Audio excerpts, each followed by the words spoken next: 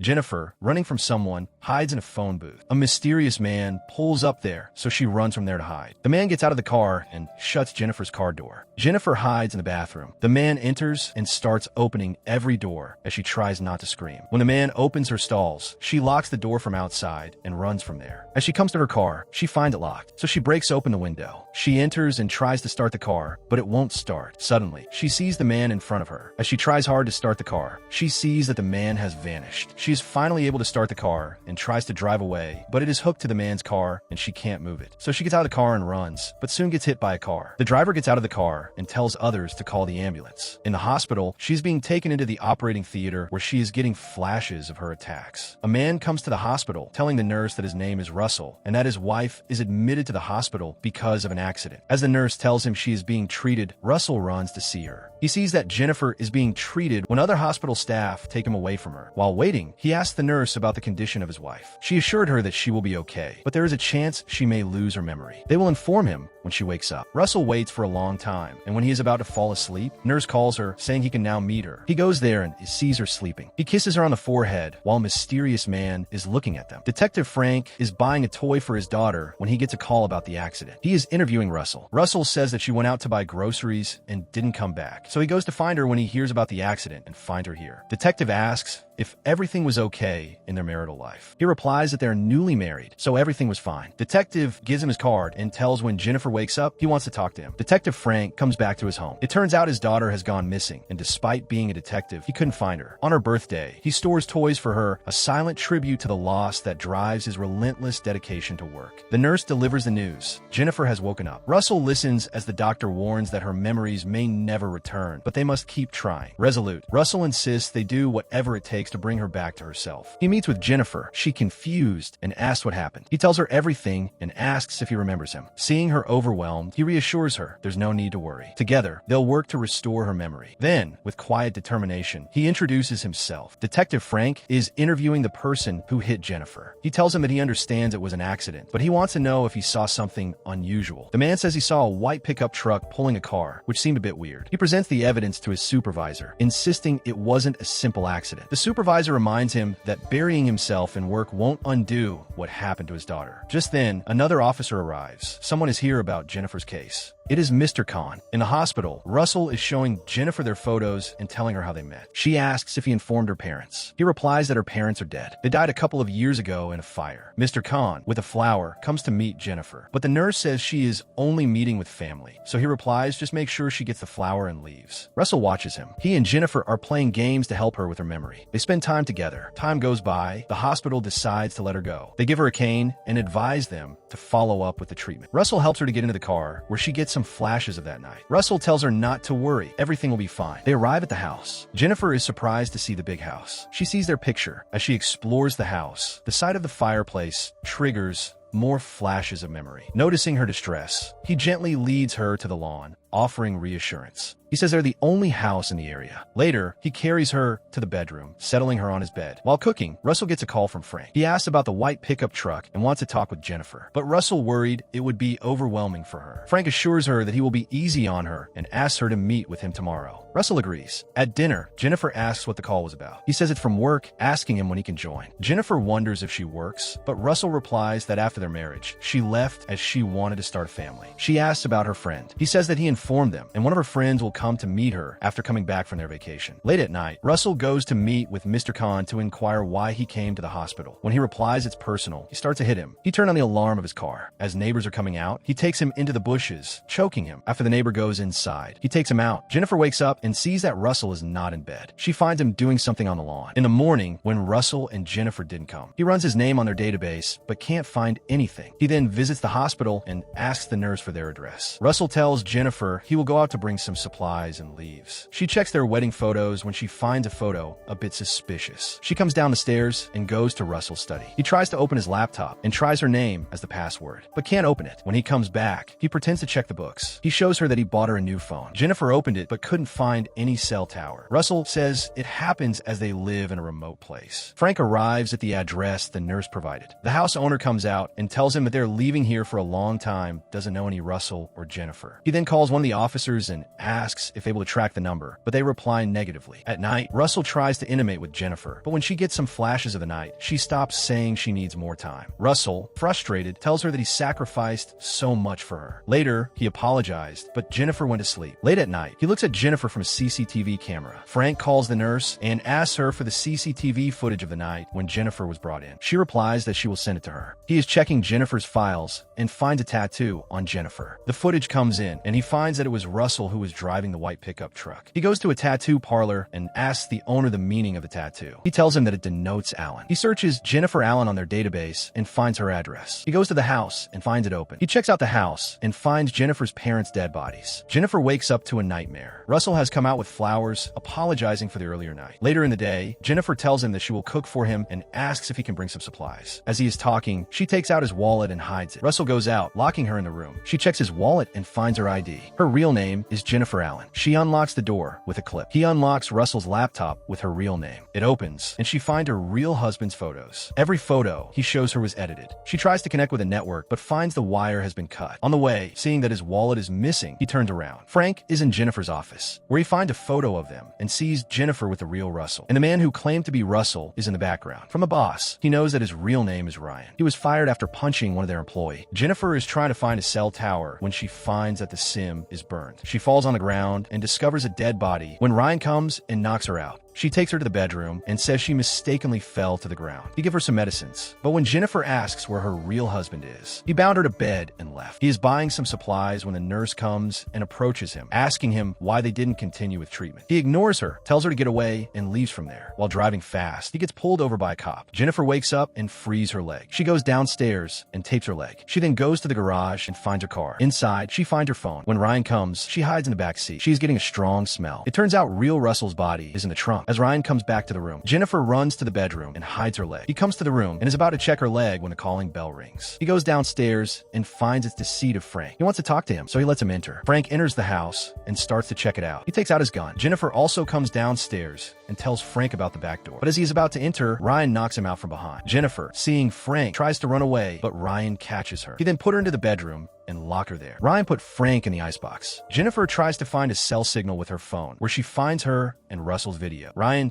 come back with some rope and bind her. He confesses his obsession. She never noticed him. Watching her marry someone else, he sought revenge, killing her entire family. But she escaped, only to end up in an accident. At the hospital, he learned she had lost her memory, his chance to impersonate her husband. As he leans in to kiss her, she bites his lip. Angry, he leaves from there. She then tries to grab the lighter, but it falls on the ground. Ryan comes back to the room when she says she bumped into the table. As Ryan grabbed the candle, she says if she knew his feelings, they could have a relationship, and now they can start over. Ryan gets happy, so she asks for a drink. He goes downstairs. Jennifer then picks up the lighter and starts to burn the rope. When Ryan comes with the drink, he finds her missing. She hit her from behind and locked him in the room. While running, she falls from the stairs. She gets up and hears Ryan breaking down the door. She runs into the jungle. Frank also wakes up and breaks open the icebox. Jennifer runs into the jungle when Ryan comes behind her, searching for her in the jungle. Jennifer, trying to distract, throws a rock. While he is looking there, she tries to hit him, but he grabs it and throws her. He comes in front of her and tries to shoot, but Frank jumps on him. They are fighting when Jennifer grabs his gun and shoots Ryan. Ryan still comes towards her,